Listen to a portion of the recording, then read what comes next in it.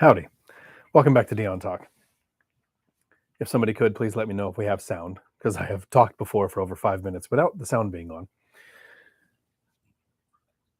This live stream is just going to be a nice short live stream like usual.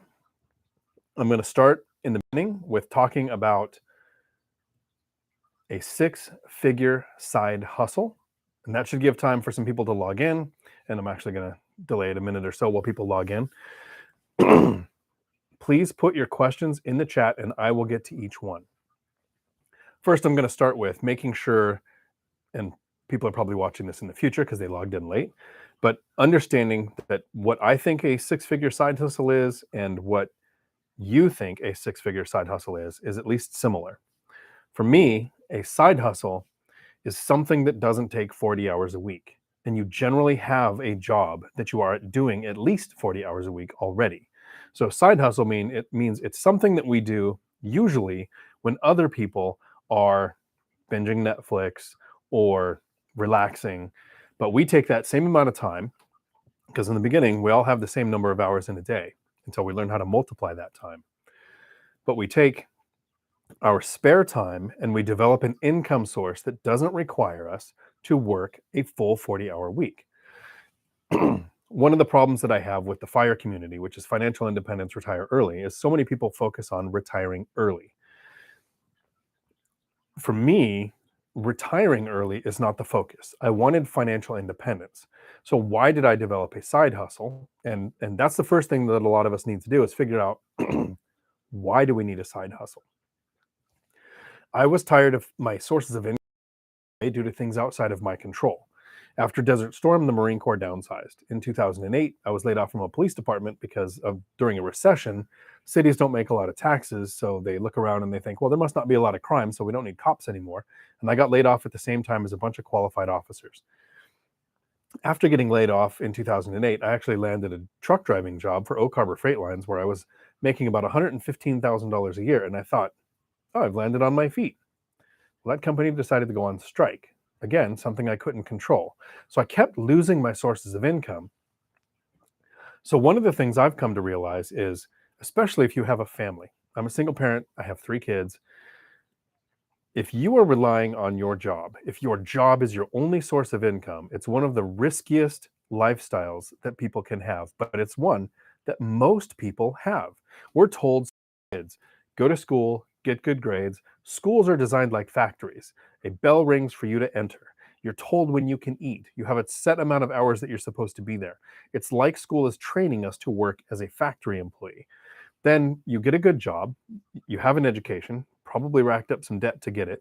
You work in that good job for, in the past, it was 20 years when the life expectancy was 47. Well, now we're living into our 70s and 80s, so you need to work for 30 or 40 years, and I call it the magic 40. We work more than 40 hours for more than 40 years to retire on less than 40% of what we were making. Not a good plan, because when your source of income depends on you selling your life 1 hour at a time, what do you do when nobody's buying? So I wanted a source of income that didn't come from me having to work consistently for it. Sometimes people will grow a business and then step back and let someone else run it. Some people will invest in stocks and get a dividend portfolio, or make the stock portfolio large enough to where they can live off of the 4% rule. I chose real estate, so I developed a side hustle in real estate. I am not looking for another job. I love the job that I have. So currently, I run a CDL school. I get to play in trucks like they're go-karts. Our school focuses on local driving, so I get to help people find good, quality of life local driving jobs. I founded a nonprofit, that's actually what my logo is for, that does job placement assistance and transportation for non-driving jobs. So each of the companies we work with has operations, logistics, HR, IT, all these non-driving positions. So for free, I get to work with a team of people that helps people find those jobs. I don't see me retiring late, let alone retiring early. But your source of income, your job, can be taken away at any point in time for all kinds of things outside of our control. When I was first starting, I found out about a lot of bad debt in my name that I didn't know about till the divorce. And I wasn't making a lot of money. When I first had the thought of developing a side hustle, I was making about $17 an hour as an instructor at the school that I work at. So not making a lot of money. I didn't have the money to invest in stocks. It would have taken me literally decades to get anything recognizable in a stock portfolio. I am not an entrepreneur. Some people say they want to be an entrepreneur because they don't want to be an employee, or they don't want to have a boss. So they want to be an entrepreneur, which means all of their customers and everybody with access to a Yelp account is their boss. And then other people will say they want to be an entrepreneur because they don't want to work a 40-hour work week. Well, most entrepreneurs work 80 or 90 hours a week. And I'm relatively lazy. And according to my family, I'm the most lazy person we've ever met. Both of my brothers and my dad ran tree services. And I was the youngest of the brothers, so I was kind of the manual labor. I actually joined the Marine Corps because it was so much easier than working in trees. So my family considers me lazy. I consider me lazy, but I'm a good employee. I like to put in 40 to 60 hours a week and collect that paycheck. I like the stability that came with that. But remember, I started this video with the riskiest thing we can do, especially if you have a family, is rely on one source of income. If it's your job that you're relying on, that is something that can be taken away due to something outside of your control. So I wanted to develop a real estate side hustle. It's as close to passive as I can imagine. And before I go into the chronology of how I got to a six-figure side hustle, I'm going to tell you where I'm at right now and let you know that it took about 10 years. So this doesn't happen overnight. This is not a get rich quick. If somebody says get rich quick, that's a giant red flag. Don't be a Taurus and charge red flags. This is a get wealthy over time plan. It took 10 years. I was starting in a pretty bad position. So if you're starting in a position that's better, it might take you less time. Maybe you have two incomes in your household. Maybe you're not starting from a bunch of bad debt. Maybe you're making more money than I was. Maybe you're smarter. That's probably the biggest indicator. I owned a house, and I owned this house before I was an investor. I bought it around 2000, well before prices skyrocketed before the 2008 crash. So I got it for a pretty decent price. It was going to be the forever home. White picket fence, raise the kids there. When I got laid off from the police department and I found out about all of the bad debt, I realized that's when I learned. I was 40 years old. I had made it to 40 without ever really having $1,000 in the bank. I had a bad debt to income ratio. I wasn't making a lot of money and I had a bunch of bad debt. And that's the chronology. I said I was going to talk about where I'm at first. So my current portfolio, the layout of it, I have 16 rental units. It's almost all small multifamily. I have the single family house still. So with those 16 units, the cash flow, which is the profit. So when people talk about their rentals, a lot of times they'll talk about cash flow and they'll say my mortgage is this much, my rent is this much, and they think the difference is profit. And that's a bad business model. If you own rental properties, we need to take steps to protect our side hustle. We need to be ready for things that go wrong. So when we have a rental property, profit is not the difference between mortgage and rents. We have gross rents, the total amounts of rents coming in. We want to set aside a percentage for repairs and maintenance, property management, and vacancy.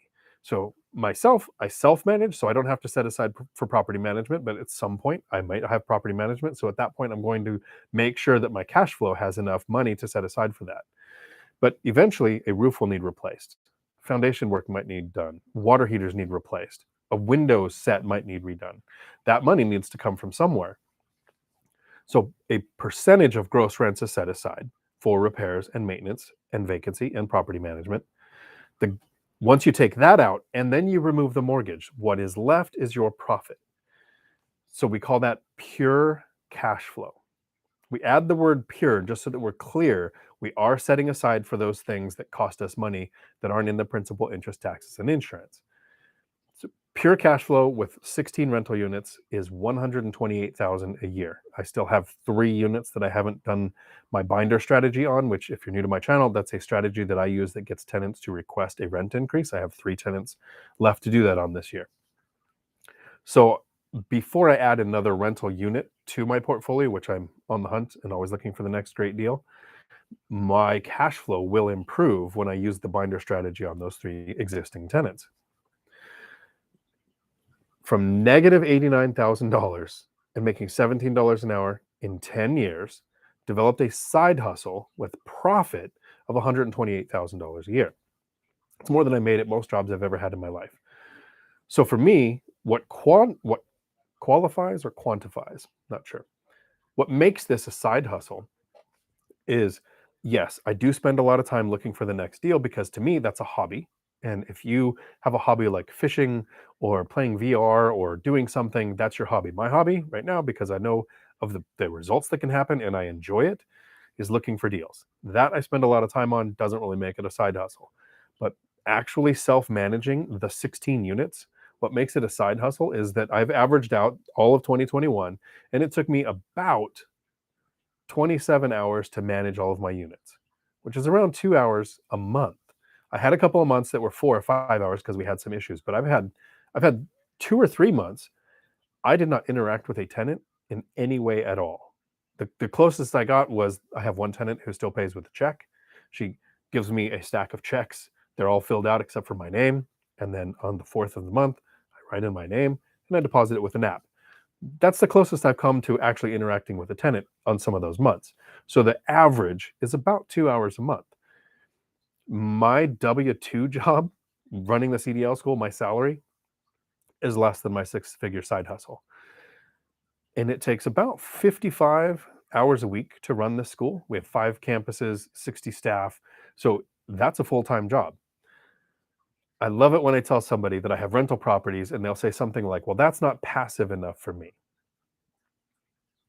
2 hours a month to have a six-figure income is about as passive as I can imagine. Even I have a friend, Michael Zuber from One Rental at a Time. He has property management. He has a lot more units. He has the last count was 187. I have to get his current count. But he spends at least 2 hours a month managing his property manager. So to me, that's what qualifies this as a side hustle. It's something that I do outside the hours of work that doesn't take as much time as another job, but generates income. So that's where I'm at currently. But the timeline to get there, and this is somebody asked a question in one of my previous live streams of what were the stages like to get to where I'm at now. And where I'm at now is a very weird position. People on Facebook are doing this 10-year challenge. And yes, I get it. Facial recognition needs to update their photos. So everybody's putting out their 10-year challenge. We should do a 10-year challenge of net worth 10 years ago, net worth now. So negative $89,000, $2.2 million. That's the 10-year challenge for me. Not sure how to put that in a picture yet. But those numbers to me seem weird because literally 10 years ago, $17 an hour with a bunch of bad debt. And now work is completely optional for the rest of my life.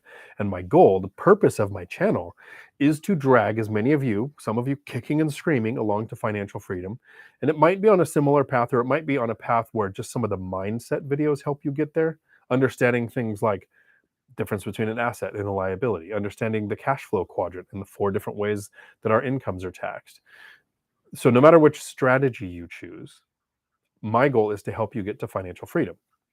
I'm hoping people understand that it doesn't just take a couple of years. It's possible.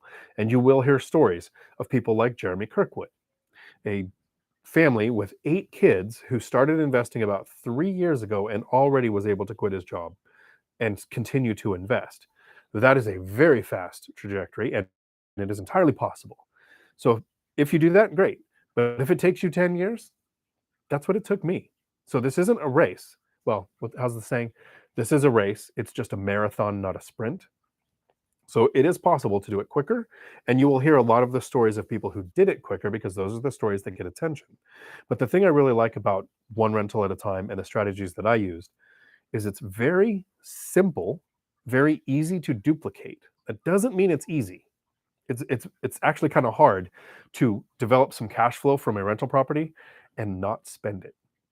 When you've been living on $17 an hour, raising 3 kids, and all of a sudden you have another couple $100s a month coming in, that money for the first few years gets rolled back into your side hustle. You don't take money off the table until you hit this thing that I call the income snowball. That's when the money from your side hustle starts to come in so fast that instead of struggling to figure out what to invest in, you start struggling with, where do I put this money? And that sounds facetious, but it's literally, where do I put this money? FDIC only insures up to 250,000 in the bank. So do you keep it in one bank? Do you split your accounts in two banks, or do you keep looking for the next rental so you can take the money from the bank and put it in a rental property where it's protected, but now providing more cash flow? You're getting more appreciation. Your tenants are paying down the mortgage. So that's the struggle as that income snowball comes in. It's where do I put my money to work? But before the income snowball, it's how do I not spend the money that I'm making? So the chronology, I had the single family house, bad debt to income ratio, and wasn't making a lot of money. I talked to some lenders. They said I couldn't qualify to buy a rental property. I would struggle to even qualify for another single family house because my income had to cover both mortgages in my debt to income ratio. And for FHA, they'll let you go up. It varies. Sometimes it's 42%, sometimes it's up to 50%. For conventional loans, it's a bit lower than that.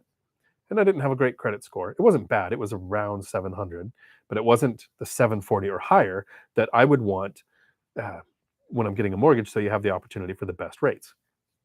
So what I did is I set a timeline. Like I said, this doesn't happen overnight. To get to 10 years, the first 2 years, all I did was moved from my house into an apartment and rented out my house so that rental income would get on my tax returns. I made some mistakes. First year wasn't so great. I wasn't educated. I hadn't found BiggerPockets. I didn't find one rental at a time until years later. But after that first year, I started to figure out how to screen tenants, place tenants, have a lease, stick to the lease, started to learn the math. At the 2-year mark, I used a 5% down conventional loan and purchased a duplex. I moved into one side and rented out the other. People understand the term house hacking. I call this the cheat code to wealth. It's like people who do house hacking have figured out this simple mathematical equation to literally make work optional faster, because you can save up down payments. House hacking is not a requirement. You can save up down payments and buy investment properties. But when you're not making a lot of money and you have a lot of bad debt, that takes a long time to get those down payments. In those 2 years, saving up to $20,000 for the down payment, closing costs, and money for some immediate repairs, and then lenders want you to have some reserves, it would have taken years to buy an investment property, more than the 2 that it took. When I moved into the duplex, that's 2 years of, for me, financial independence, retire early, that community. It's not about being frugal. It's about being frugal for a period of time. For those 2 years, I avoided life creep. For the next 2 years, I avoided life creep. When I moved into the duplex, I had been paying $1,500 a month for the apartment. For the duplex, the other side covered almost the whole mortgage. I was paying about $300 a month for housing. So that's a $1,200 difference. $1,200 added to my savings rate for those 2 years, plus cash flow from the single family. I worked a bunch of overtime. I've had weird side hustles in the past. I used to play a game called World of Warcraft, and I would sell things on different websites to make more money. So combining all of that, those first 2 years got me into my first house hack. So I reduced my housing expense. The house I was living in was producing a little cash flow, not a lot in the beginning. The first couple of years, like I said, I wasn't doing this right. I wasn't educated. I wasn't running it like a business. I want to say every 2 years, because if you do that in 10 years, you'd have 5 properties. But at the 4-year mark, I purchased a little over the 4-year mark. Hang on just a second.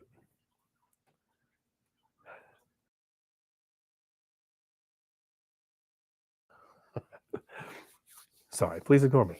This is Bring Your Daughter to Work Day, and somebody's knocking on the door.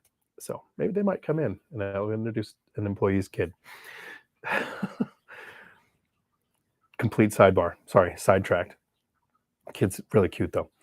So at the 4-year mark, I purchased the next duplex, and that duplex cash flowed about $1,000 a month. So reduced housing costs, house is cash flowing, duplex starts cash flowing $1,000 a month.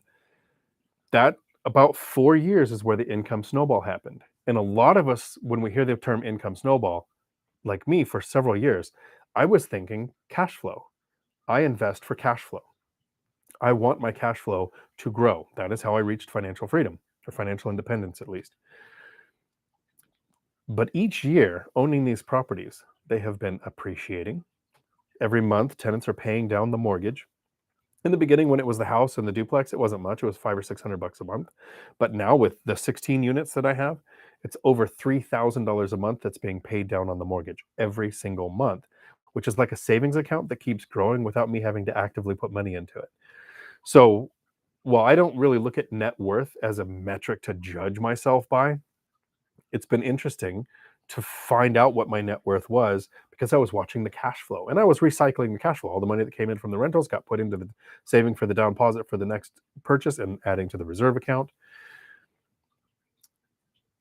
Negative $89,000 in net worth 10 years ago. Around 2018, because at the beginning of 2020, I started to do some research to make a video on what came first, $1 million in net worth or $1 million in debt, because I actually didn't know. I knew I had $1 million in debt. I thought I'd had $1 million in net worth. So I was doing the research for the video, found out that that happened, both the debt and the net worth happened in the same transaction. When I purchased my fourplex, my net worth went over $1 million and my debt went over $1 million. Sometimes when I talk to people, they're confused. I wish I had more debt. It actually took debt to get rid of the bad debt. Debt on mortgages that someone else pays, that pays me more than that debt costs, can free you. Debt, like consumer debt, that sometimes you don't even create yourself, but costs you money to have, that traps you in your job. So over the 10 years, I continued to add rental units. So it's 7 properties now. It doesn't take dozens of properties. It doesn't take hundreds of units. A lot of people will use the BRRRR method or talk about the BRRRR method where they cash flow $100 or $200 a door. So if you're cash flowing $100 a door and you need $10,000 in positive cash flow to consider yourself free from your job, what is the math on that? 100 doors? 100 times 100, 10,000? Right. With 7 properties, 16 doors, my living doesn't really cost me as much as it probably could because now my kids are over 18 and they moved out.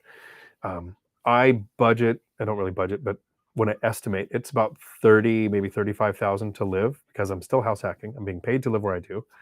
I don't buy vehicles on payments, save up the money to buy it. So every month I'm putting $700 into an account for the next vehicle whenever it's time to buy it. But 128,000 in profit, not passive income, because people will complain when they say rentals aren't passive. And yes, I agree. It does take 2 hours a month.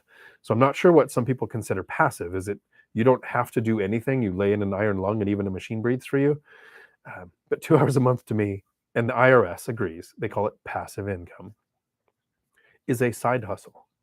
And that's the chronology. What it took like to go from negative net worth, very frugal for 4 years. After the income snowball came in and the house was cash flowing, I was living for almost free. The duplexes were each cash flowing $1,000. And then I moved into the fourplex where that was a massive change. That was about a $2,500 a month increase in my income.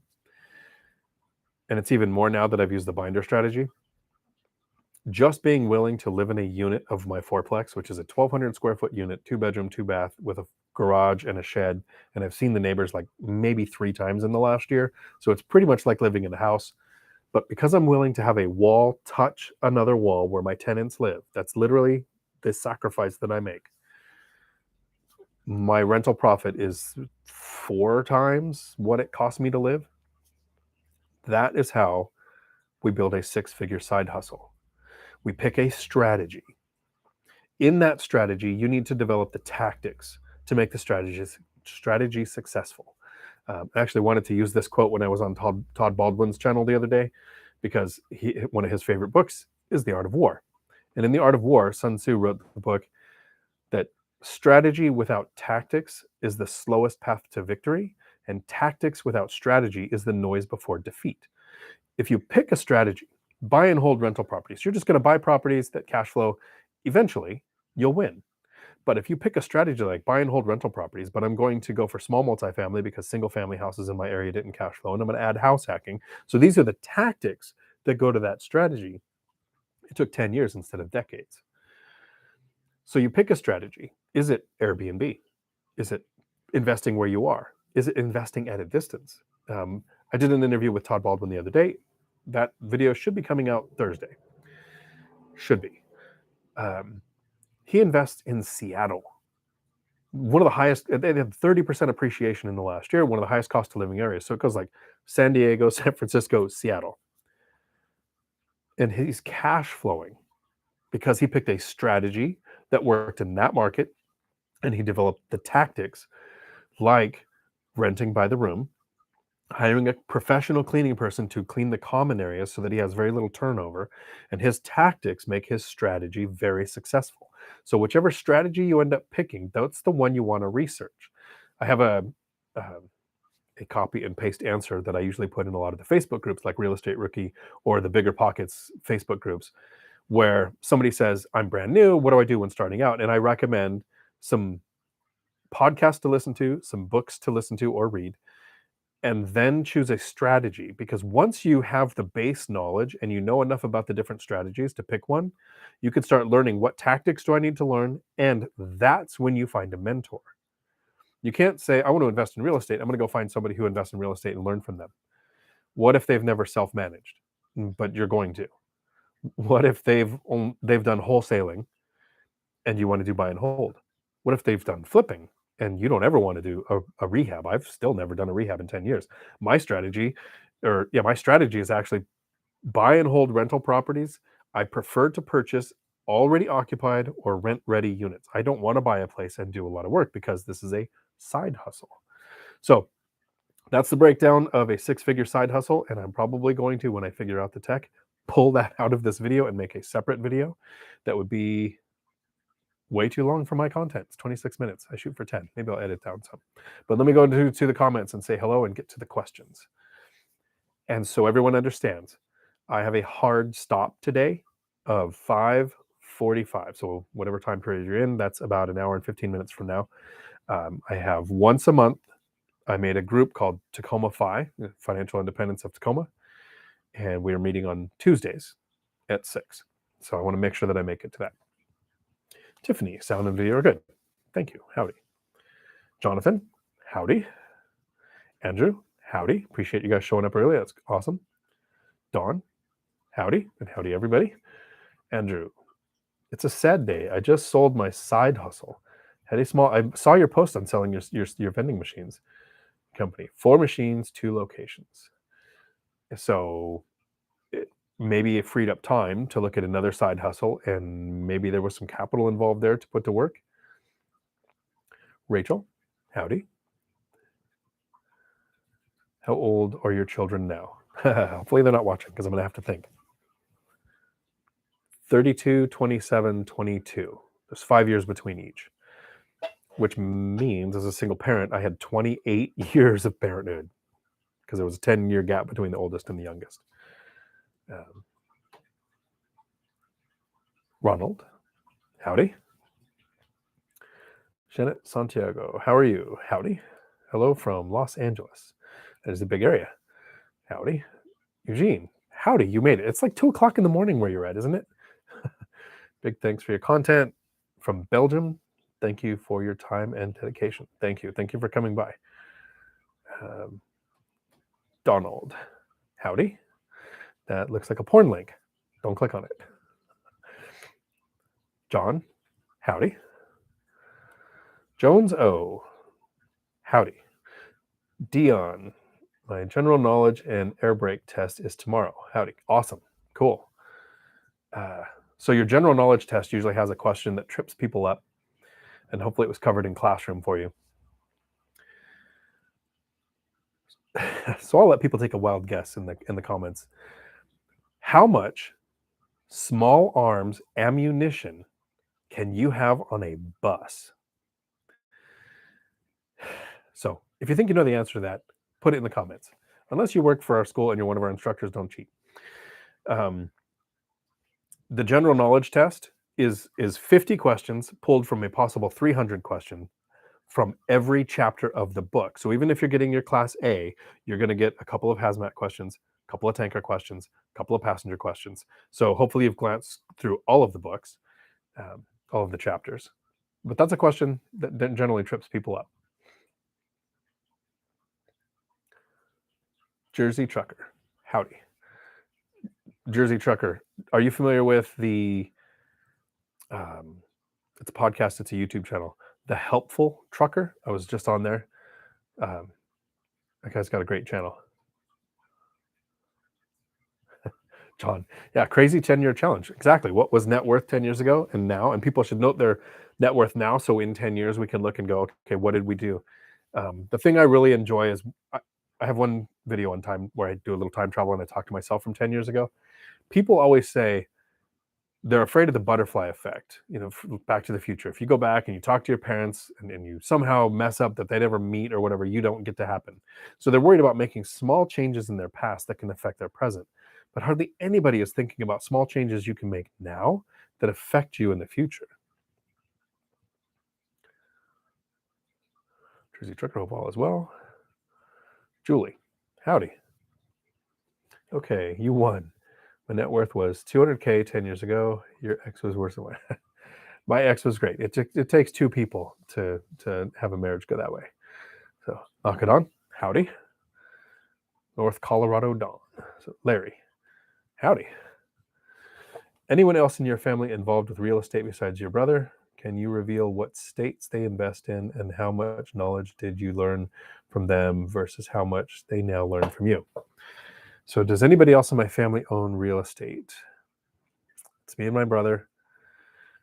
My family is a little off. And when I was a kid, we always had a place to live. We weren't homeless when I was a kid. I was homeless for a while after getting out of the Marine Corps. But when I was a kid, we used to move into houses, fix the doors and windows, and live there till the owners found out, and then we would move. My parents said we weren't squatters because squatters trash a place, and we would fix it up. To my dad, home ownership seemed bizarre. Paying property taxes, having utilities in your name, just all the normal things that a human does were weird to him. So most of my family hasn't owned real estate. I've had some people in my family who've bought their main house to live in, like their personal residence. I have another brother who's paid off his personal residence. He lives in LA County, so they're not doing bad. But my brother's the only one that really got into real estate. And here's what I learned from him. The first thing I learned from him. Thank you, David. He cost me 10 years of investing because he said one sentence. He said this sentence a lot. And to him, it was a good thing. And to me, it told me, I'm never going to buy real estate. That's stupid.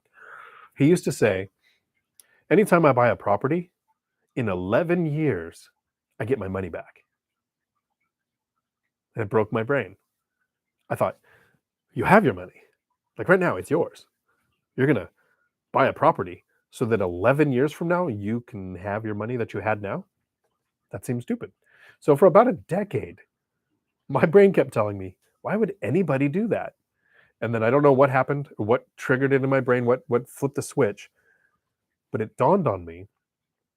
He was just using the weird words. He still had his money. It just wasn't in the bank. It was in the property. He could have sold, cash out refinance, take out a home equity line of credit. 11 years later, in his mind, according to the expenses he doubled his money. His profit was the same amount that it took him to buy the property. That was his target. So I didn't learn how to invest from him. He invests very differently than I do. He buys mobile homes that are falling apart on acreage in the middle of nowhere, and then he's got craftsman skills, and he turns it into a really nice rental. I don't have any of that. I don't have the time or the bandwidth or the skill set. And most of his properties were purchased before 2013. Since 2013, like a lot of investors, he has said, I can't buy properties because they cost too much. He's never really used a mortgage. He took out a home equity line of credit and rinsed and repeated, but pay it off, buy another one, pay it off, buy another one. So he thought in the beginning that I was pretty stupid for taking out a mortgage and buying duplexes. He doesn't have any duplexes. He thought, until he realized that one day he said, oh, your housing cost is going all the way down to almost 300, then okay, that's brilliant. You're saving money on housing. So he agreed with that. It's really hard to pick a family member or a friend. A lot of people will say, I want to get into real estate. I have a friend who's an agent. So let me go to that agent and ask them to be my mentor. That agent would be a terrible mentor. Over 90% of agents never own a rental property. And if they did, I have a friend who has over 30 rental units. He's completely financially free. He ran a Windermere office with 19 staff working for him, but he invested at a different time with a different strategy. The advice he gave me would have bankrupted me because that person can't be the mentor because, like I said earlier, go through these podcasts and these books and pick a strategy. Once you pick your strategy, how you're going to invest, that's when you can look for a mentor. somebody who's doing or has done what you want to do, not just reach financial freedom, because there's thousands of ways to get there. And if their process is very different than the one that you're going to use, their advice can shoot you in the foot. So yeah, no one else in my family really doing that. And Rachel, do you use the BiggerPockets rental returns calculator or something else? So as of this year, I have a BiggerPockets Pro membership, and I've used it. It's from my experience, the BiggerPockets Pro one is more useful if you have a spouse or partners, and you want a really good looking pie chart definition that you can print out or save a PDF and send to somebody. I prefer the Chandler David Smith, a good YouTube channel you should check out. But he's got the CDS after his name, CDS rental calculator app. Very simple, not very pretty, but you can put in the amount, the mortgage, the rates, the rents, the taxes, and then it tells you the information that you need. So that's the one I've gone to the most because it's an app on the phone. But if I'm at a computer and I want to show someone else what a property looks like, the BiggerPockets ones are great.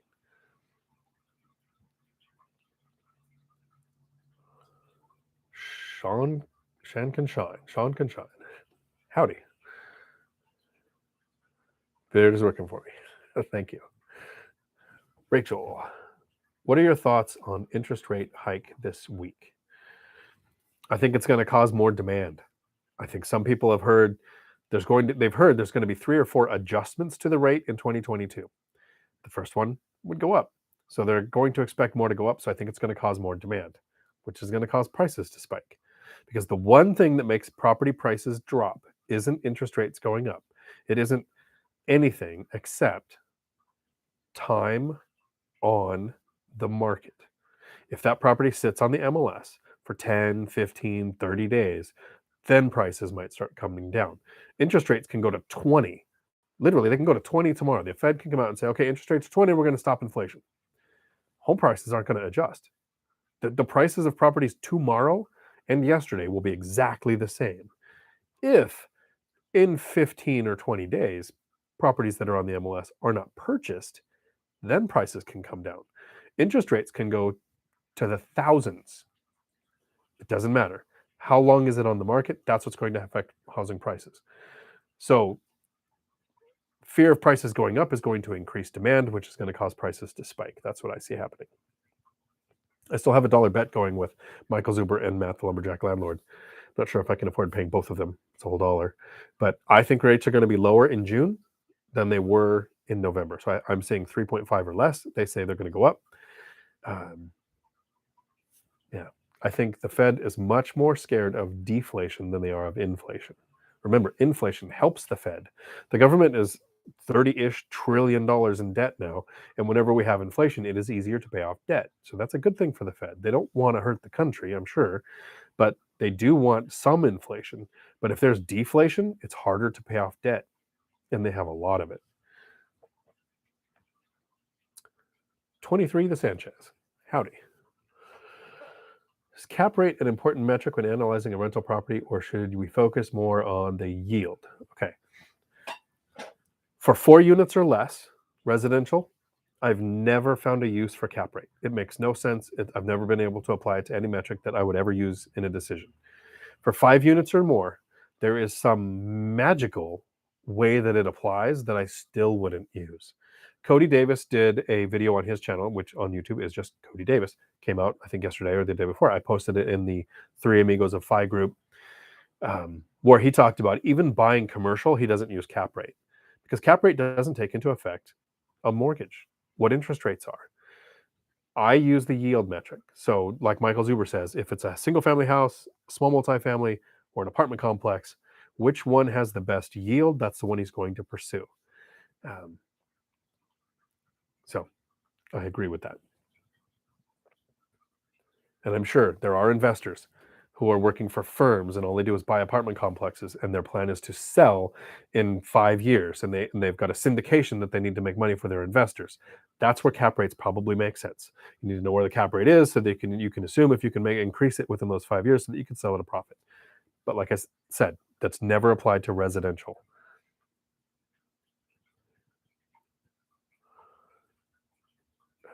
My chat moved, sorry.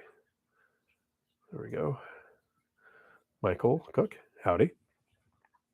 I have a duplex and single family house, each cash flowing around $600 per month. Would you save for another down payment or focus on paying the duplexes off, which would increase cash flow? I would never pay off a mortgage early.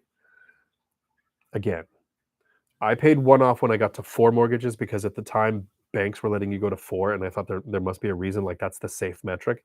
So I focused and paid one off. And yeah, cash flow is better. But paying off debt with an interest rate below current inflation is in my opinion, a bad idea. The tenants are going to pay that off. Every penny that I can put to work somewhere, I've had that paid off property. If I was having success right now finding a property that was a deal worth pursuing, I would cash out, refinance the paid off property and reduce its cash flow to buy the next asset, which I've considered doing. I'm not there yet, but yes, so I would not pay off a mortgage. I would pay off any interest rate that is at 6% or higher before I would invest, because that's a guaranteed return on the money that you would be paying in interest. But any debt below 6, pay it off as the minimum payments would take care of it. That's a good question. Ace Grooms, howdy. Raymond Aquino, howdy. Jason Riddick, howdy. Angel R, howdy, Angel. On your first 4 house hacks, how much did you put down? Thanks. So I've only house hacked twice. I'm still house hacking. So you don't have to house hack each time. As soon as you can save up, I prefer to put 20 or 25% down on a property. I like the equity position that it creates, and I like the cash flow that it generates. First duplex, 5% down conventional, which really don't seem to be an option right now with a lot of lenders. So I would, if doing it currently, just starting out, I would do a 3.5% down FHA loan. My 4plex, I did 20% down, even though it was owner occupied. Once the income snowball kicks in and you have cash flow from assets and you've reduced your housing costs, you save up the down payments quickly. Yes, I could have scaled faster by doing smaller down payments, but my cash flow would be less. I would have more doors. I'd probably be gaining more appreciation and have more principal pay down, but we don't count on appreciation. I can count on the cash flow. Steve, howdy. First of all, thank you for taking the time to give us hope and steps to succeed. I'm hoping it helps somebody, maybe 2 somebodies. Andrew, I made a bit of cash from the sale, and we also make the cash flow from the machines while we had them. Once we were settled in to a new state, I'll get back onto the business. Nice. So now you're starting from experience.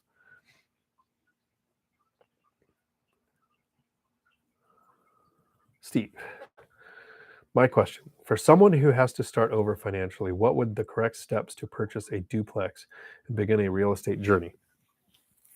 There is a video on my channel called Before Buying a Rental, What Do? Which is grammar I steal from my daughters. The steps to getting started in real estate are the same if you're 18 and just moved out of the house, if you're 40 and just got divorced, or if you have a portfolio. Save. Figure out how to live on less than you're making. Figuring out how to save anything. Work on your credit score. So especially if you just went through a separation, you might have some weird things happening to your credit score. You might be getting taken off of accounts that had a long history, and that can impact you. You might be reducing your overall credit availability, which increases your credit utilization. So work on increasing that. And those are things you can be doing now before you take any action in rentals. Talk to a lender to find out what your best options are. Is it your debt to income that can be a problem? Is it your credit score?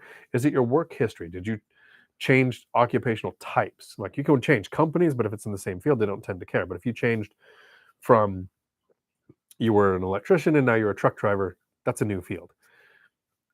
Talk to the lender to find out what happened. Those 3 steps will get you started. After that, hopefully you start to get to the point where you can pick the strategy. So you want to buy a duplex, which means probably house hacking, so owner occupied lending through the lender.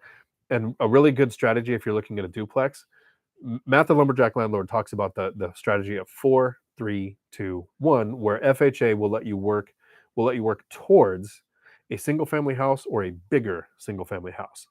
Sometimes lenders don't want you to go from a single family house that you own buying a duplex that you own with an FHA loan. So if you want to use FHA, it's easier to go larger to smaller.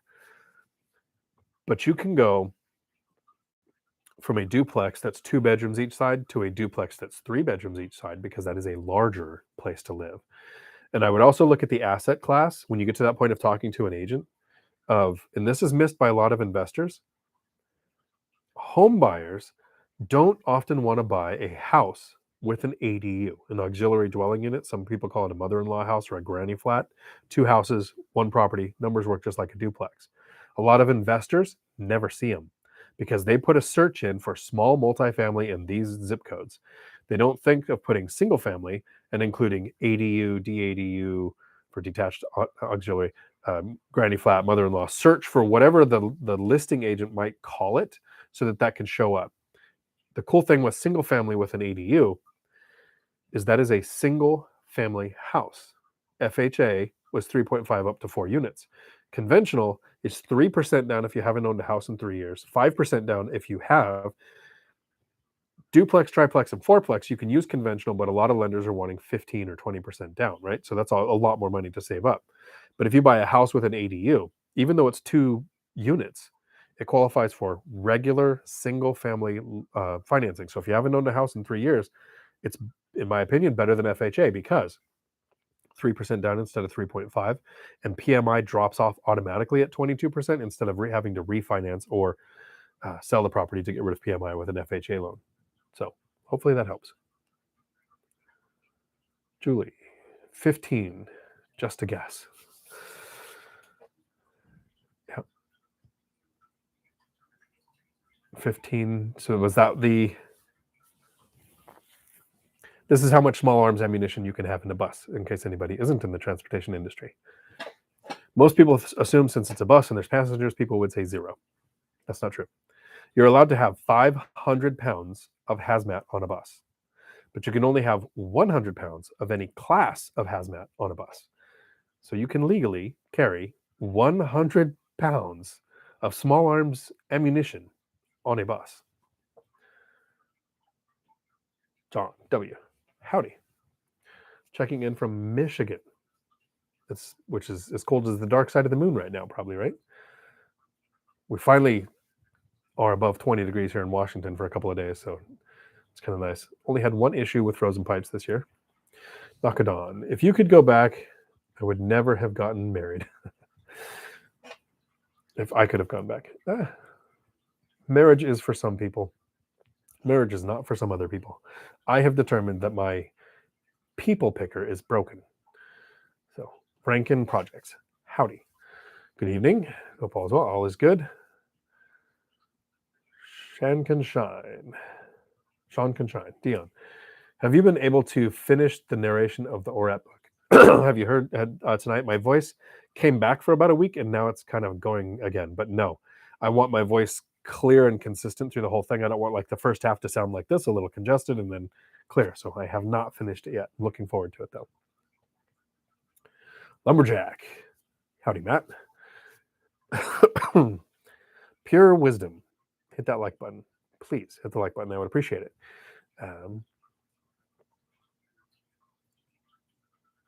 Darkest Dreams 21.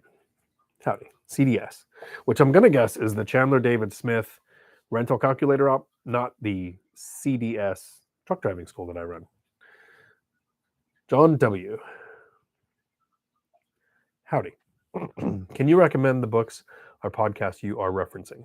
I can, and I should put it in the description below. So here is what I suggest to people. Where did it go?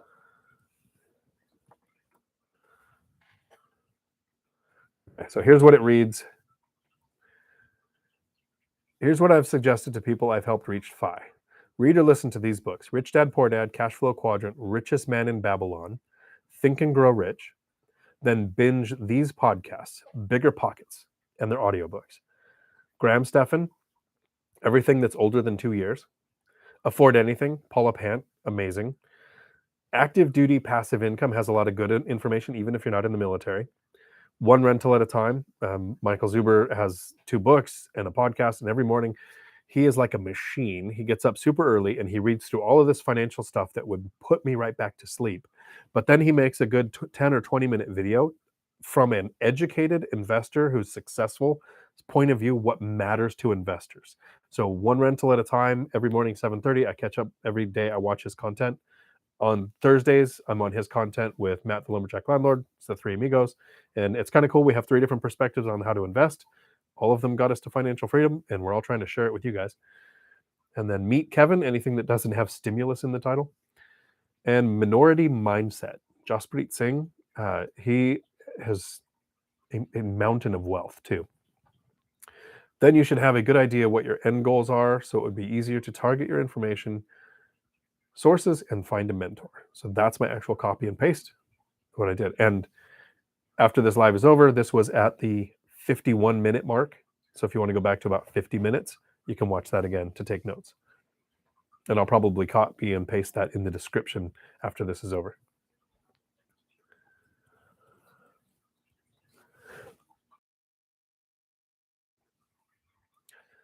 Okay.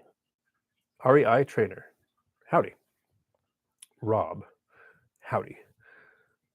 Do you pay Lumberjack for the thumb chilling? No, he's like me. I do the same thing. I go to his channel and his lives and say to hit the like button because I'll forget to say it. And as a content creator, YouTube is more likely to share it based on how many interactions there are. So each one of these comments, I appreciate them. Each time you hit the like button, I appreciate it because it's maybe going to share this information with someone else. So it's kind of a reminder. And also Matt knows I have memory issues. So Lumberjack, well, he's great. Pays better than I do. Dion's one of the few live streams I make time for. I appreciate that.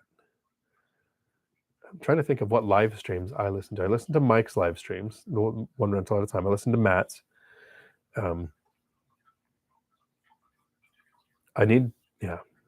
So let me see where I was. Here we go. Dion, so lumberjack landlord, Dion might have to do the cash out refinance to pay off the bet. That is entirely true. Raymond. Hi, Dion. I'm a driver out of California and have started investing since 2019. I've learned through YouTube University, and I'd like to have a one-on-one. Thank you. I will put my email in the chat. Feel free to reach out. Let's set something up. Rob. There's the fork. I'm a Fid. Howdy. Sean can shine. Fed is afraid of deflation. Like you said, in your opinion, Dion, do you see the possible of deflation at all in the US? In your opinion, what could cause it? I think people are learning how to spend money differently. And the metaverse hasn't taken off yet. We're still a couple of years away from that really being a thing, but people are having VR experiences. Instead of paying $12,000 to go to sit in a certain spot in a baseball game, they're going to pay $100 with the VR and be on the field watching the game. I think people realized we can work from home instead of living in a city where people were spending a lot more money, and at home we're a lot more self-sufficient in a more rural setting. I think people are just going to spend less money. I normally travel at least a month out of the year, but this year there was most of the countries I could go to, travel bans were in place because of the pandemic. So yes, I think people not spending as much. This is one of the first times in history where we've had this benchmark of so much money in people's savings. Some of it's in home equity, some of it's in retirement accounts, but there's a savings problem where people aren't spending their money, which is why the Fed usually lowers rates to entice people to invest. Real career young money. Howdy. Just bought a property for 137, appraised 188, as is. Needs 15K put into it. I suspect I could sell for 188 to 190, but don't know. But not more. Could you rent it? Flipping is nice. It's attractive to get a big payday. But actual generational wealth comes from cash flow, appreciation, principal pay down. So before figuring out what you could sell it for on a flip, I'd look at making it a rental. Real career young money. Would you recommend selling it or keeping it as a rental? That is a brilliant question. I like that question. 15% cash on cash return as it stands, or I can make approximately $30,000 on the flip. What would you do in your situation? I'd really have to think about that. Or rewind the tape 35 seconds and say, I suggest making it a rental. I've never done a flip. I've never done a wholesale. I want to buy properties that cash flow. The only reason I've kept my single family is I bought it so long ago that it cash flows based on what I paid for it. Have I ever shared the numbers on that? Let's see if I can do this without getting a bitter tone in my voice. Purchased for 98,000, financed 4,000 into closing costs, so I moved in, zero down, first time home buyer thing, around 2,000. Refinanced in 2005 to an adjustable rate mortgage because the lender said that was a great idea, so that I could pull out enough equity to give my ex her portion of the appreciation. That was close to not bitter. So basically, I paid $150,000 for the house. It was at $138,000 when I decided to become an investor, and $121,000 when I decided to pay it off. So I've invested whatever. When I pay it off, when I say I focused my cash flow on it, it was at $121 when I choose to pay it off. It's rented to Section 8 at $2,200 a month. So my return on that is good for what I paid. I'm getting a great cash on cash return. And one of the topics that's going to be of the Three Amigos this week, if I can remember, and Matt reminded me because it was in the Facebook group the other day, is the difference between cash on cash return and cash on equity return. I'm getting a terrible cash on equity return. The house is worth about $400,000 now. So if I sold it and I 1031, I take out 6% for agent fees. The money that's left, I would put to work somewhere else, and I would make more money. Haven't done that yet. Larry, I like how you structure with 30-year debt in name with property and umbrella policy. Are you concerned that a big event claim might risk daisy chaining your property premiums, which adversely affects your cash on cash ROI? No, because I have an umbrella policy. So each property has property insurance up to $300,000 for injury. We call it slip fall, but it's injury up to 300. So if a claim went above 300, then it would trigger my umbrella policy. The insurance on the properties is full replacement. So total burn down, I've got full replacement coverage. So I'm not concerned with that at all. My concern is people thinking, I put that property in an LLC. So if I ever get sued, that's all they're going to get. The technical term for that is stupid. That's as polite as I can be. And I can't wait to make the rant on that. There is no asset protection with an LLC unless you have partners. Piercing the veil is more and more common. And no attorney can go to all those years of school and pass the bar and not figure out who owns an LLC in 5 minutes online. So my insurance, I would be concerned. If I had 2 properties, I'd probably just have the insurance. It was when I had like 4, I think I finally got the umbrella policy. Probably should have got it a little bit sooner. But $2 million in coverage on an umbrella policy cost me about $550 a year. That is peace of mind. But thank you. I like how I structure it too. Maximus Barcorder. Howdy. Cool name. Rob, Dion. Sorry, I'm from Cali. What's a frozen pipe?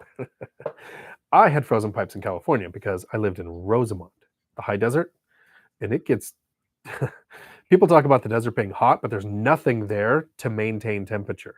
So when I got out of the Marines, I said I was homeless for a while. Then I got a job at the windmills. I was a windmill technician. So in the summer, you wore leather so that the metal didn't burn you. And in the winter, you wore leather so you didn't freeze to the metal. But the rest of California, yes. Maximus. On 1 to 4 units after principal, interest, taxes, and insurance, what percentage do you calculate for rest of expenses, assuming don't manage yourself? So I do 10% for repairs and maintenance. And even when I had years where I replaced roofs, that didn't come close to touching that. 5% for vacancy. And like Matt, the lumberjack landlord, I have never had a vacancy. My longest tenant turnover took 4 days. And those that technically they would say there was a gap of 4 days between tenants, but they moved in and they wanted to pay for those 4 days. And I just said, no, we'll start on January 1st because it was like December 26th. It was Christmas and they wanted to move in. I was like, go for it. And my other tenant turnover, I've had 2 in 10 years, they were out by this start of this month. They paid for that month, didn't want the money back because they wanted time to get their stuff out. So I had a whole month while they were getting their stuff out to get it ready for the next tenant. I still set aside 5% for vacancy because it could happen. I would set aside for property management based on the size of my portfolio. When you have 1 or 2 rental units, you don't have a lot of negotiating power, so property management might cost you 10%. So 10, 5, and 10 would put you at 25%. As your portfolio scales, property managers will start to lower the percentage they charge you because you are one customer. They don't have to advertise to find, they can just deal with one person. So right now I have about 6 different property management companies who know me that are offering me 6% to manage my portfolio. I still don't have a property manager, um, because we would still be at odds. As an owner, tenant turnover is expensive.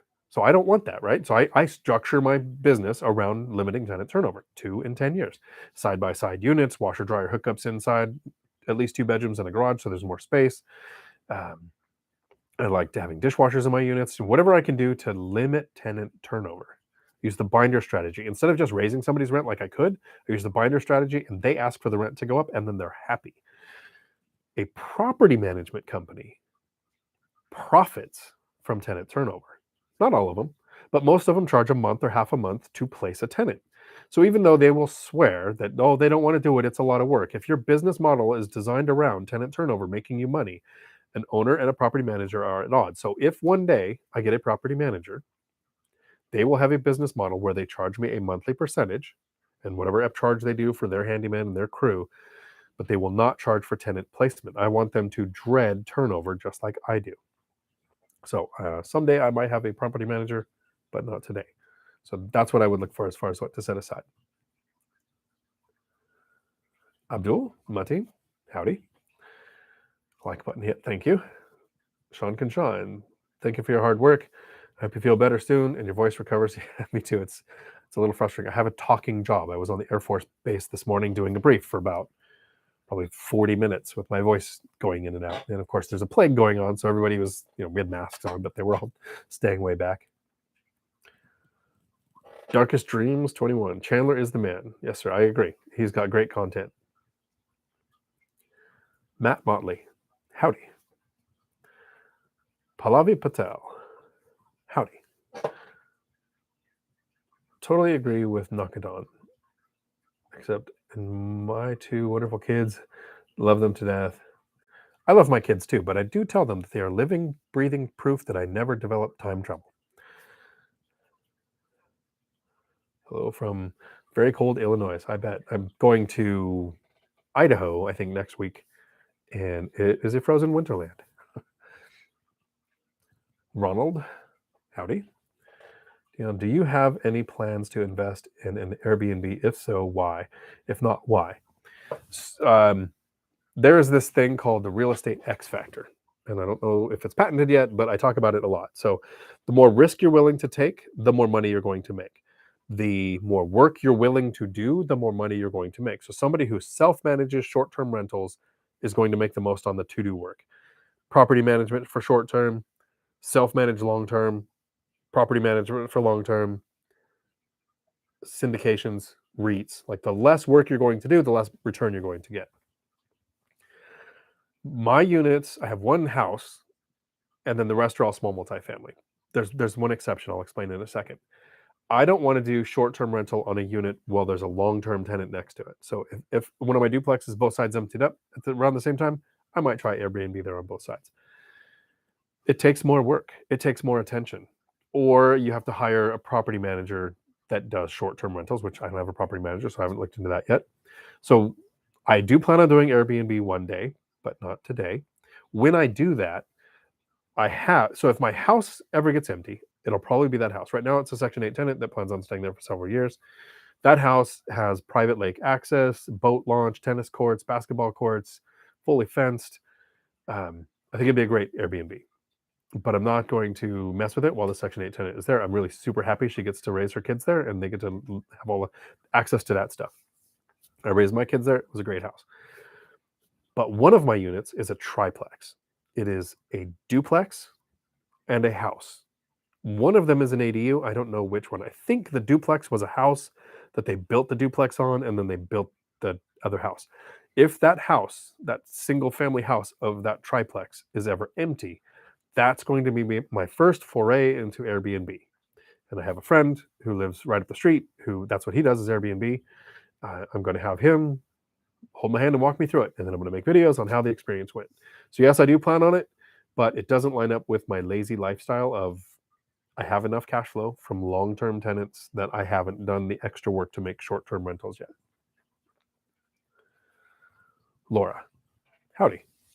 Hi, Dion. Thanks so much for sharing your knowledge and educating us. I am learning so much from you. Gracias. De nada. Super happy to help. I really hope it helps. Josh, howdy. Check out Todd Baldwin too. Yep. Secret shopping is helping stay sane by going out on someone else's dime. I've looked at some of those. Some of those seem pretty cool. I like the idea of secret shopping in movie theater. He's got some good stuff on his channel, that's for sure. The God 81. Hi from Maryland. Howdy. My email, Julie. I don't think we have begun to feel the reverberations of the lockdowns. I believe the bankruptcy are going to be massive. That is an interesting one. I'm not sure. I don't know if it'll hit bankruptcies. I do know that I know some people right now who are stuck in a position where their acquaintances, unemployment, extended unemployment, and extra unemployment was offered, so they stopped working. So for a year, they played video games, and now the year is over. Unemployment is out. They haven't worked in a year, and they're struggling to find a job. Those are the people who are going to struggle, because here in Washington State, people were making $75,000 a year on unemployment.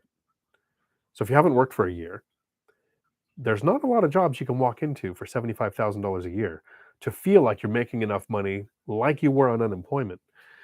So that struggle, I think that's going to be a wake-up call for a lot of people. Michael Cook, the duplex I asked about is zoned commercial. So I'm on a 5-year fixed 2.7 rate, but it balloons in 2025. I'm not sure any penalty for refi, commercial re-owned. So wasn't sure I should pay off. That does put a wrinkle in it.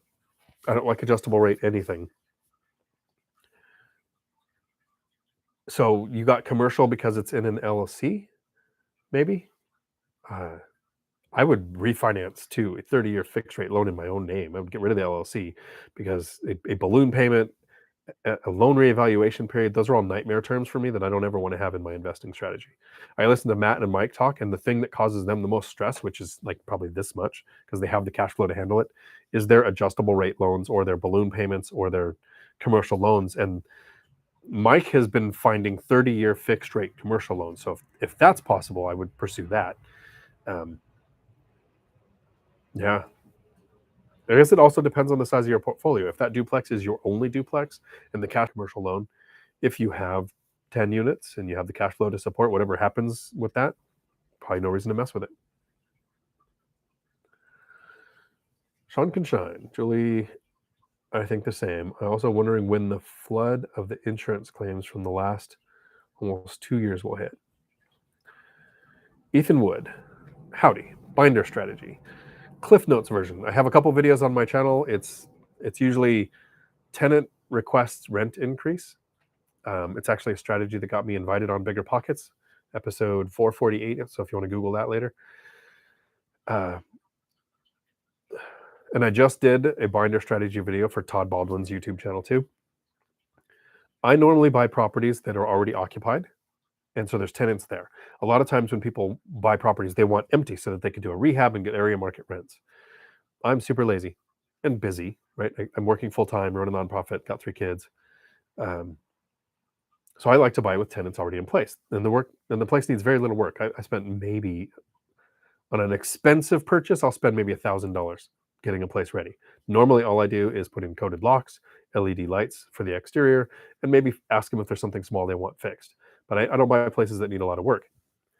Most people who sell properties, their existing tenants are far below the area average. They haven't raised rents in a while. They haven't been maintaining the property. So that's why they're selling. They're of an age where they're trying to get out of the business. So those tenants are way below area average. Logically, the best thing to do would be to kick them out, rehab the property, and put it at area average rent. That would probably be mathematically my best return. With the purchase price, the rehab cost, the rents, that might get the better yield a little bit.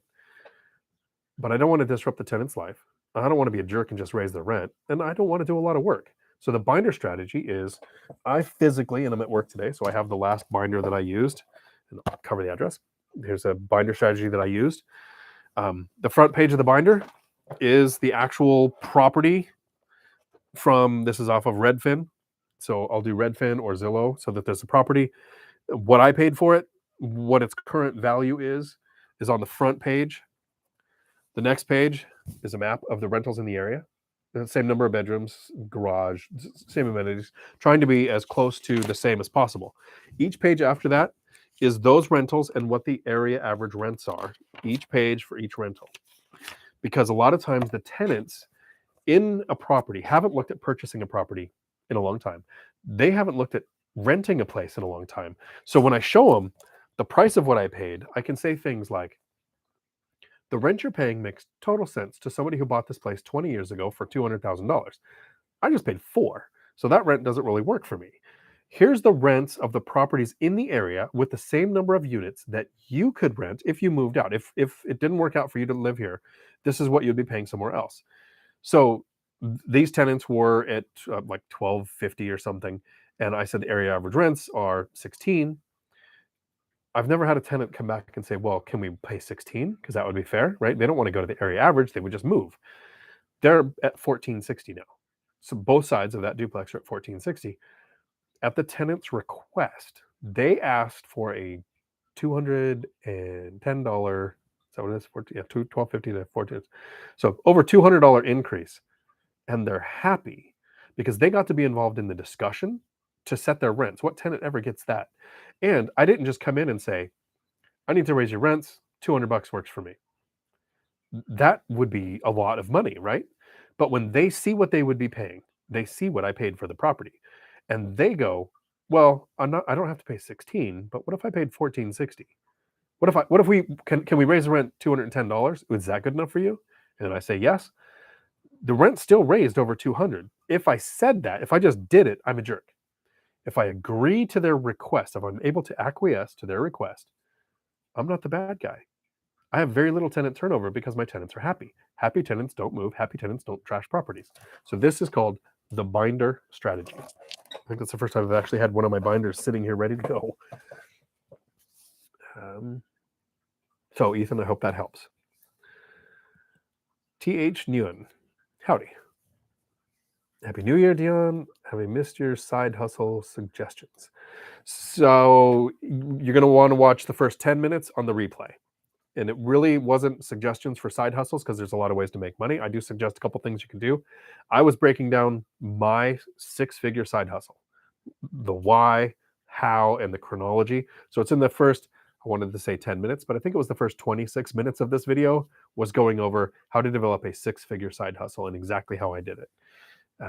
So yeah, showed up a little bit late, but you can watch it on the replay. And if you watch it on the replay, you can always change the speed so that I talk a little faster.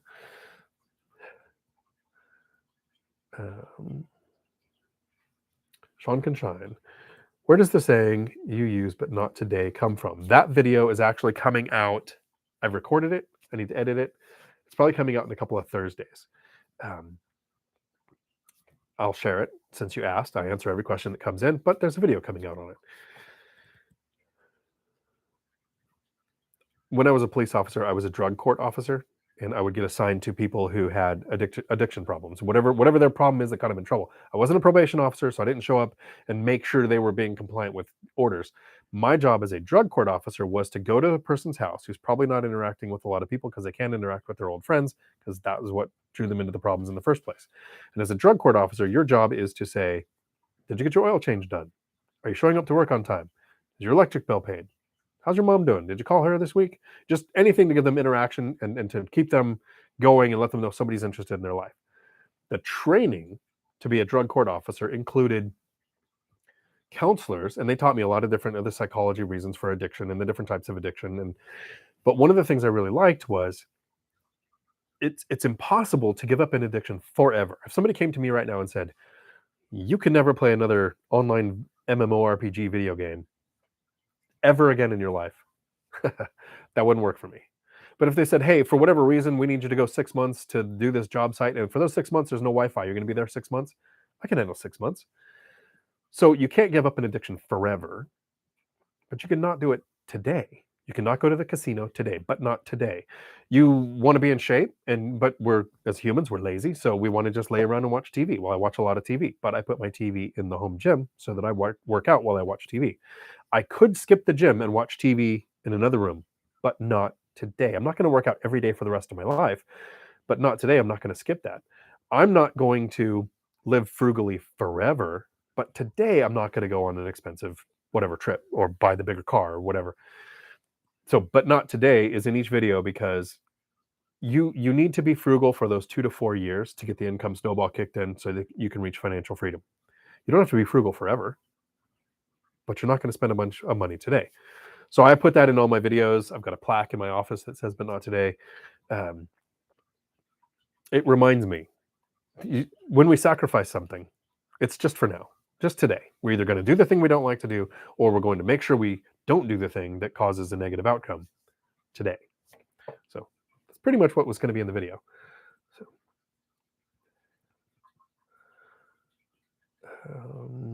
Jones O.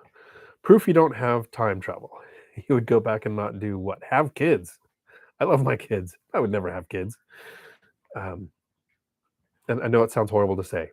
And everybody's like, I love my kids. And everything good that they experience is because we had them. Well, everything bad that they experience is because you had them. I would like to adopt.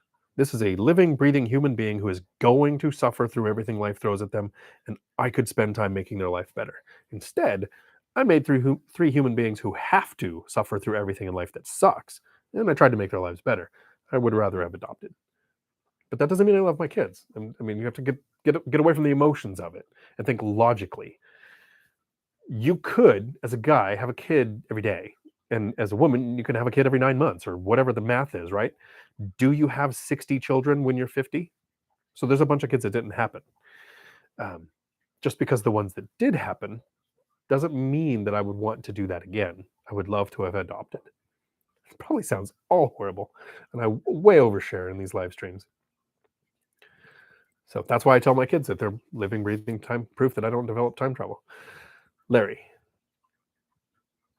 In hiring a property manager, couldn't you stipulate having consecutive years bonuses for zero turnover and or penalty deductions for each unit turnover within a year or two?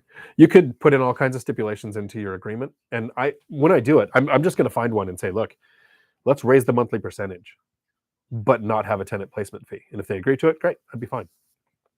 It's probably not that hard to get around. Another part of it is math. What are gross rents? $280,000. So at 10%, that'd be $28,000 a property manager would have cost me. So at 6%, it's $18,000. Do the math because I didn't do it right. But like close to $20,000 it would cost me to have a property manager if I had zero tenant turnover. To work 2 hours a month to make $20,000 a year, $740 an hour I'm making. And I suck at math. This is even a rough estimate. I do not have the motivation to hire a property manager yet. So it's also math. There's the math component of it too. Sean Conshine, do you recommend renting to family members over strangers? Just curious. First tenant I rented to a friend because I didn't think I could trust a stranger, with a handshake and no lease. And when rent was late, it became later and then became never. And when I went to the house to say, hey, how come you're not paying the rent? That's when I found out he didn't live there. He had moved out, rented the house to someone else, and he was collecting the rent and keeping it. If you're starting out and you have 1 or 2 rentals and you don't have a good, strong lease or a backbone to stick to your lease, I don't recommend renting to anybody you know. Find a stranger, put everything in writing, and hold them to it. Once you develop the systems, I rent to family members. I have had a daughter in one of my units. I've had a nephew in one of my units. I've had 0 problems because I go, here's the lease. This is the lease everyone else signs. This is when the late fee would happen. This is how you contact me for anything related to the rental. So that's my answer. In the beginning, before you have your systems, I would rent to strangers. Once you have your systems in place, but knowing your family member is also, like I've got cousins I wouldn't let on my property, let alone rent in my property, right? But if you know the family member and you have the right relationship, but you have your systems in place and you can stick to those systems, I don't have a problem renting to friends or family. So there's a chronology to that. Michael, duplex is in my name. Something about the land it's on made me get commercial loan. It's my only one besides 30-year fixed single family. I don't like the balloon either, especially with rate increases. Yeah, so that's weird. Maybe it's the way it's zoned or something. I would look for lenders that will get into 30-year fixed rate debt. And if that's the amount, if you owe 100 and something, depending on the cash flow, it might be a time where it either makes sense to pay it off or sell 1031 that money into a property that does qualify for 30-year fixed rate debt.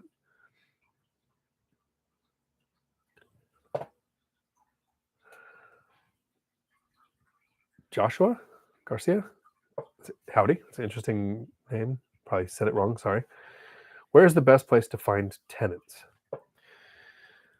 I've used apartments.com. I used to use cozy.co, but it was purchased by apartments.com. I've had pretty good luck with it. A lot of people have really good luck with Facebook Marketplace. Social media is your friend. I haven't used Zillow. I haven't used Trulia. There's a couple others I haven't used, but I've used apartments.com, had pretty good luck. Free for the owner, $45 application fee for applicants. You can advertise on there for free. I have one posted for a friend right now. Actually, I'm going to go and meet the possible applicant tomorrow at 1 with them to walk this person through placing a tenant. That was off apartments too. So that's what I suggest. And it might be different in your area. Maybe ask your local property managers what they use, because in certain areas, certain things work better. If you're going by the room, Todd Baldwin, in the video that he's coming out on Thursday, named the places where he finds his tenants. And there was several websites that were specifically designed for people looking for rooms by the room. So. Ethan. Whoa, interesting. An actual binder. Yes, it's a physical binder. I've done it through email, if it didn't, like when COVID was happening, and with Section 8. With the Housing Authority, I've sent emails saying, hey, here's the comps. They're at 2,400. Your tenant's at 18.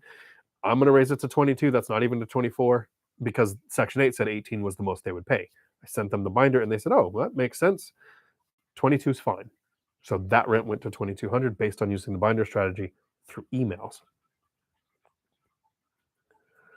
Josh, can anyone be a part of your real estate meetup? I'll be in the Tacoma next week looking for rentals. Got to get out of California. So we meet once a month. Right now it's every second Tuesday of the month. We're looking at doing a Saturday meetup. So reach out to me on Facebook if you're in the area on a Saturday. Sure. I also enjoy lunch. If you're in the area, hit me up. We'll go to lunch. My only rule is I pay for myself. Nobody buys me food, but totally willing. Go out and have lunch, talk real estate. Yeah, connect with me on Facebook.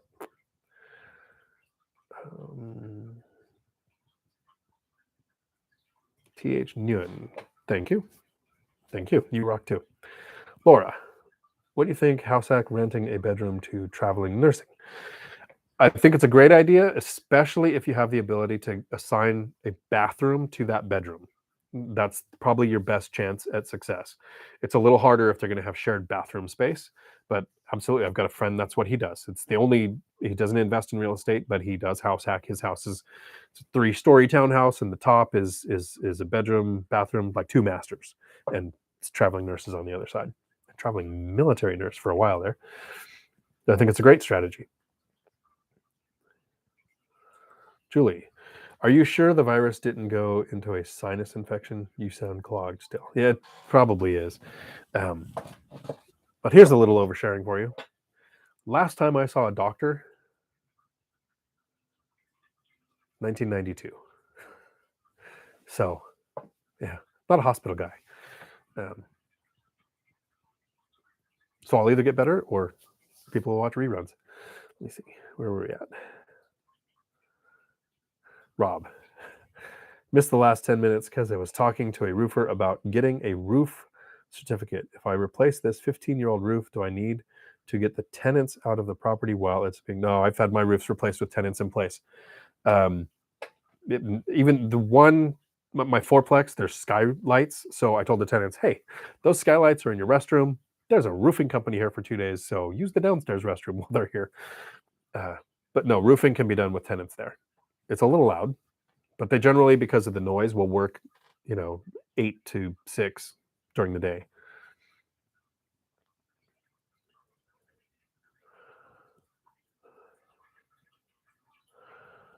Pavali. That's what I advise my kids. They don't have to have their own kids. They must adopt. That's a good recommendation, and I'm sure they like the idea, as I supported a few of their friends and they loved it. It's the same thing. Yeah, my kids always had an adopted friend. My son had a friend that would come over, and he basically lived with us from like 8 to 17. So there was always, I mean, I had my 3 kids, but there was always 4 or 5 kids living at the house. Um, yeah.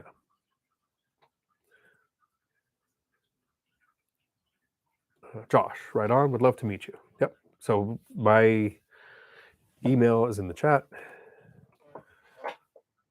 You can connect if you can't find me on Facebook. The reruns, Sean can try. I have, as a veteran, we all have a sort of twisted sense of humor because that's how you make up for, compensate for everything else. Brett Sweeney, howdy, Swanee. How is Idaho? I will be back there. I think I'm leaving next week, leaving Washington next week. How do your last deal? You said you got a 20% down. The 3 banks I am pre-qualified with are saying 25 for everyone. So I did not go to a bank. I went to Fairway Mortgage, Guild Mortgage, and a bank, and I let them all 3 see what the others were offering. Once they all 3 saw that I had an offer at 20% down, they said 20% down will work. So it's, lenders are not all made the same, and a lot of their rules aren't concrete, but you have to show what you're doing in writing so that they can go to their boss and say, my lender taught me this. She said, Dion, I can't go to my boss and say, I really like Dion. I want to give him a better interest rate. But if you show me an interest rate from a competitor that's better than ours, I can go to my boss and say, in order to keep Dion's business, this is the rate we need to beat. So when I showed 20% down acceptable loan on a small multifamily based on my portfolio, then all 3 of them agreed. So that's what I suggest. Beverly Ho, howdy. Howdy ho. If by some miracle you got a call answered on the Ramsey show, what would you ask Dave? Well, I wouldn't ask him how he's doing because that's better than he deserves, which is what he says. That's not me being a jerk. That's literally what he says on his show. I would ask him, how come you never take the time to explain to your listeners that you set yourself up with 90-day debt, and when it failed, you think that all debt is bad, instead of pointing out the fact that 30-year fixed rate debt is one of the ways that the most millionaires in the United States is created? That'd be my question. I'd probably take the time to articulate it better, get it written out so it would sound a little more cerebral. But that's what I want to know. He always talks about how debt ruined him and debt put him in bankruptcy, but he doesn't point out that it was 90-day debt. So yeah, that would be my question for Dave Ramsey.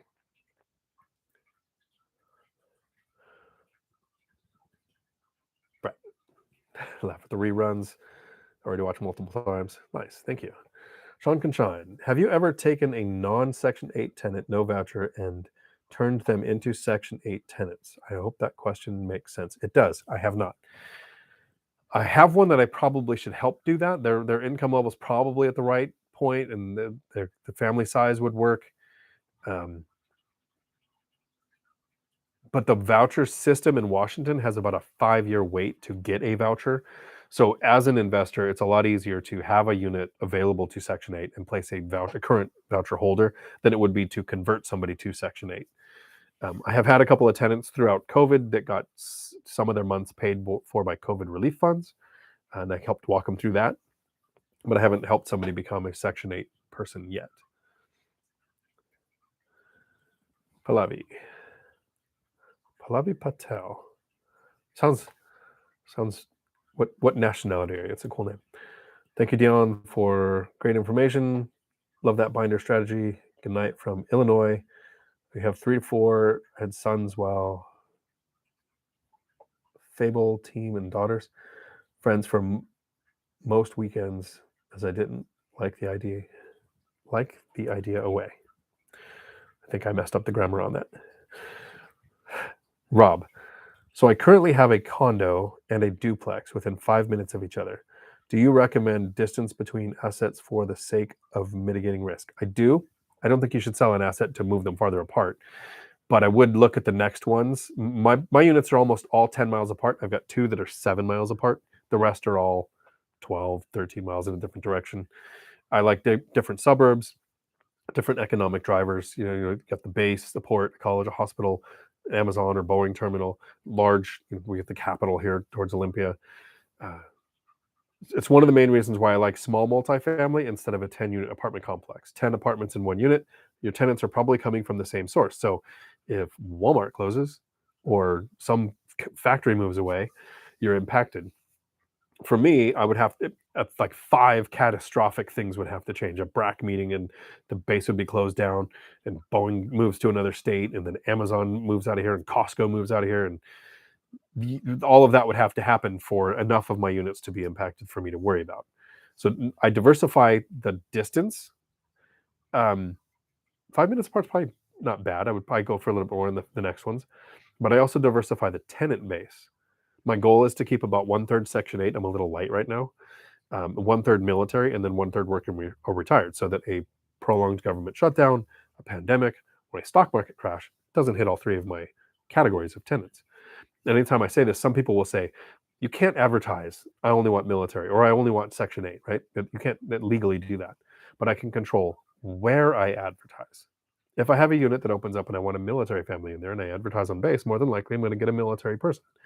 If I have a unit open and I want Section 8 and I call Section 8 and I say, here's the link to my unit that's coming available on Wednesday, I'm probably going to get a voucher holder. So that's how I diversify.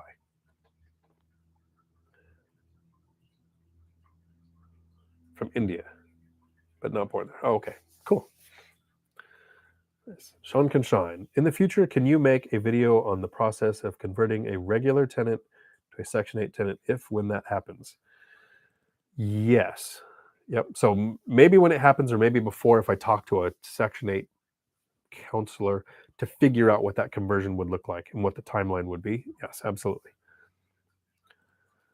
Larry, following up on insurance, if you make an insurance claim, wouldn't that event trigger insurance renewal hikes across the board, even eventually your umbrella policy? Yes. All of my deductibles are at least the smallest ones are 5,000, most are 10,000. I would not make an insurance claim unless it was a personal injury claim or a burn down. I would spend 20, 30, $40,000 repairing something. I keep 30,000 in a reserve to take care of problems, because one insurance claim can triple your rates, and for 5 years it can lock it out to where no one else will insure you.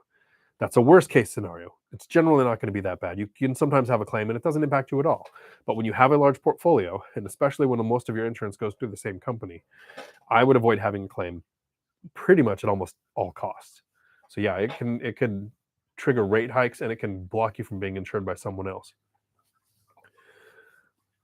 Pallavi, oh, I meant I didn't like my kids spend their time away from home. Yeah, same thing. That's why I wanted more of their kids hanging out at our house. Exactly. They can afford their friends, kids in trouble at home, and foreign exchange students. Nice. I have not built any. Oh, so I'm sorry. I read these because somebody's listening that has the app closed. Rob, have you done any ADUs? Built, that is. I have not. I have not done any rehabs. I have not built any.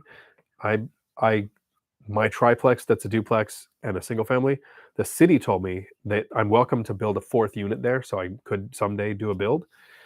They want me to tie into city sewer, and I don't like sewer. I prefer septic tanks. Um, so maybe one day I'll do that. But it for me, while I work full time and I'm buying an investment, not another job, I don't want to manage a project of get the plans, get the permits, get the contractors, figure out the supplies, all of the steps that it takes to make, when I could look at the MLS, save up money, buy a property. Look at the MLS, save money, buy a property. Super easy, not easy, super simple, not complex. Um, so I haven't done a build like an ADU or anything yet. Rob, why do you prefer septic? About half my units are on city sewer and half my units are on septic. I've had one septic issue that cost me about $600. I've had one that cost me about $300. I've had one pumped ever. My single family house has not been pumped since 1991.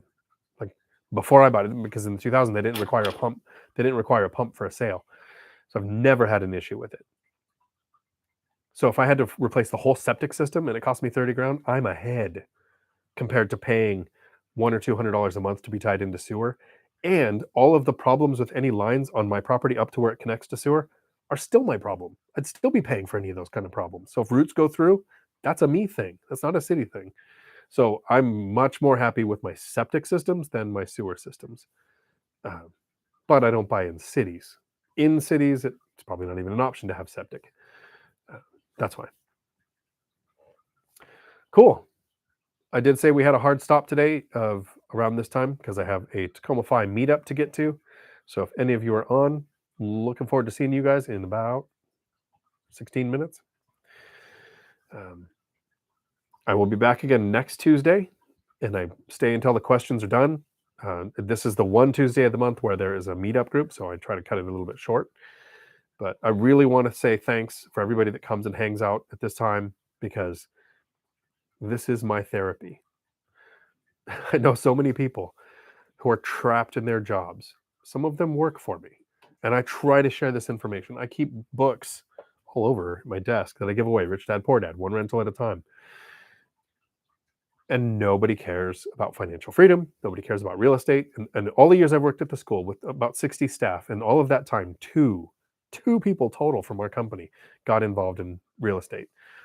So I enjoy sharing this information. I'm hoping it helps, but I also like interacting with people who are at least understanding money is a game, and a lot of people don't even realize they're playing. So let me see if we got any more questions. A bunch of thank yous. Thanks, Sean. Thanks, Jones. Thanks, Don. Pallavi, thanks. Adam, howdy. Thank you. Ronald, thank you. Janet, Dion, what type of loans do you recommend for first-time home buyer, owner occupied? Single family house, I would do conventional. First-time home buyer means you haven't owned a home in 3 years. So you're going to do 3% down. You'll have mortgage insurance, but it'll go away as soon as you get to 22% interest. Equity, sorry, not interest, 22% equity without having to refinance. It's 5% down for single family if you did own a house in the last 3 years. There were years where we could do a duplex, a small multifamily, for a 5% down conventional loan, but most lenders are wanting 15, even owner occupied now. So that might be harder to save up for if you're going to do a duplex. That's when FHA makes more sense. The problem with FHA is that you have PMI forever unless you refinance or pay off the loan. So I would suggest a conventional owner occupied loan. And if you're just starting out, I would look for a house with an ADU, that auxiliary dwelling unit, so you have the numbers like a duplex, but single family lending, so you can use a 3% down conventional loan. If you were in the military, you have your VA loan options.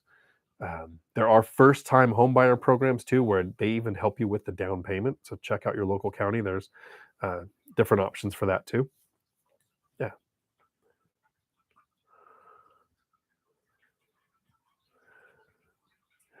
Rob, thumbs up, guys. All cheerleads since Matt's not. Thanks, Rob.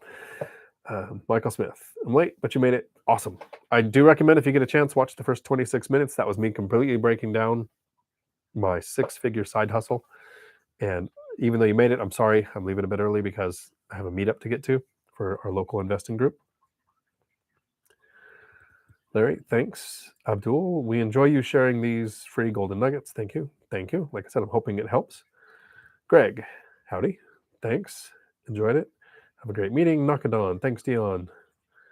Just making sure I'm not missing any questions here. Jones, apologize for your rant. I don't know. You don't have to apologize for your rant. Jones, I quit my $17 an hour job last week. Got your CDL. Getting your CDL is a must. Doing it for the money, and I was already driving at my last job. Liked it. I loved driving as a driver. One thing, I mean, I love teaching at the school, and I'm never going to quit this job. I don't see me quitting this job ever. But the thing I liked about being a driver is all of that time I was getting paid, and I could listen to audiobooks and podcasts and educate myself. Dawn, if we worked with you, you'd have to throw us out of your office so you could get your work done. It's rough. No one here cares. Uh, except I think there's some of them ninja watching right now that just don't tell me. Good job. So, Michael, question: is there a free or very low cost way of getting a CDL with no CDL experience? Not so much free. Depending on your area, there is federal funding called WIOA. It's WIOA, and there's an acronym that I don't remember, which is federal money designed to train you to become more employable. But you have to be usually low income, receiving some kind of state benefit or on unemployment in your area. There are companies that will pay for your training. McLean has a doctor driver program, but you usually have to work there for a year in the warehouse and then get turned into a driver. I really resist the temptation to go to an over-the-road company who will pay for your CDL, because then they own it and they put you on a non-compete. And you're going to pay about 3 times what a school costs. It just comes out of your wages. And anybody who's driving over the road, this is not directed at you. I would never drive over the road. The pay is 2 or 3 times for a local driver what it is for an over-the-road driver. And you get to be home with your family all the time. So those ones where they pay for your CDL, it is literally to trick you into doing a terrible job. But I put my email in the chat a couple of times. If you have questions, reach out to me. I can actually maybe do some research in your area, figure out schools that are good, ones to avoid, and maybe help you find a job when you're ready. Most companies, even local companies now, have sign-on bonuses somewhere between $5,000 and $15,000. So a lot of people will take out a personal loan, get their CDL, go to work for a company that has a sign-on bonus, which usually takes 3 to 6 months to get the sign-on bonus. Then they take that money and pay off the loan so that they don't have to carry interest. So there are a couple of creative ways to do it too. Sean, see you at the next therapy session. Josh, thanks. You're the best. John Jones, my intention is to build up the capital to get into house hacking, grow your stock portfolio, and be free. Perfect plan. That's a great combination. If you add house hacking to any of the investing strategies, you speed it up a lot. Thank you all so much. I will see you next week.